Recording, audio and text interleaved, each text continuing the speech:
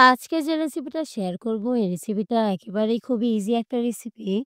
আপনি আপনাদের বাচ্চাদের এই রেসিপিটা বানিয়ে খাওয়াতে পারেন। যেমনই হেলথি রেসিপি তেমনই খুব সহজ। খুব সহজে এটা বানিয়ে ফেলতে পারবেন। ভিডিও দেখে যাদের ভালো লাগবে তারা অবশ্যই লাইক, কমেন্ট এবং শেয়ার করবেন। সাবস্ক্রাইব করে পাশে থাকার অনুরোধ রইল।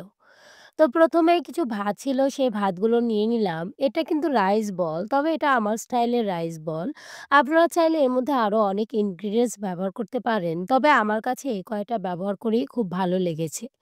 আমি ১ম এ কিছু ভাত নিয়ে নিলাম, এরপর নিয়ে নিলাম কাঁচামরিচ এবং পেঁয়াজ।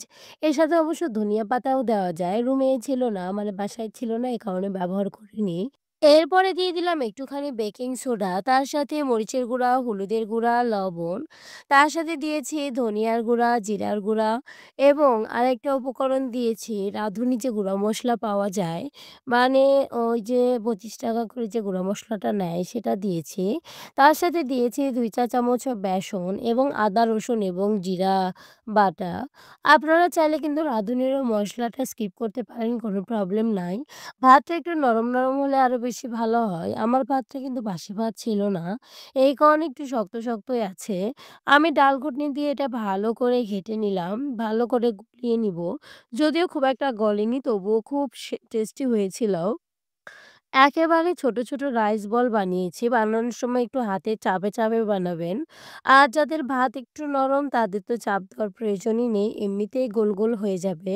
আমি সবগুলো বল বানিয়ে নিয়েছি। এরপর এগুলো ভাজার পালা। আপনারা চাইলে শুধুমাত্র আ তাওয়াতে অল্প একটু তেল দিয়ে গরম করে ভাজতে পারেন। কিন্তু আমি ডুবো তেলে ভেজেছি। বাচ্চাদের যদি দেন তাহলে কিন্তু ডুবো তেলে ভাজবেন না। একেবারে অল্প একটু তেলে ভাজবেন। আপনারা চাইলে এর মধ্যে ডিম কুচি বা ডিম পোচের গুঁড়ো সেগুলো ব্যবহার করতে পারেন। তাহলে আরো বেশি টেস্টি হয়। আপনারা চাইলে মাংস, চিকেন ইত্যাদিও ব্যবহার করতে পারেন। তাহলেও আরো বেশি টেস্টি হয়। আমি একেবারে সাধারণ উপায়ে দেখালাম। কি সুন্দর বলগুলো দেখা যাচ্ছে। একটা করে মুখে পুরবেন আর আরেকটা করে খেয়ে ফেলবেন। আমি ১ম গুলো উঠানোর পর পরেরগুলো আবার ভেজে নিলাম। দেখতে যেমন সুন্দর দেখছেন, খেতেও হয়েছিল এরকম অসাধারণ। আশা করি সবার কাছে ভিডিওটি ভালো লাগবে। ভিডিওটি ভালো না লাগার কোনো কথাই নেই। আ বলগুলো দেখতে কত সুন্দর লাগছে আমি একটা ভেঙে দেখাই।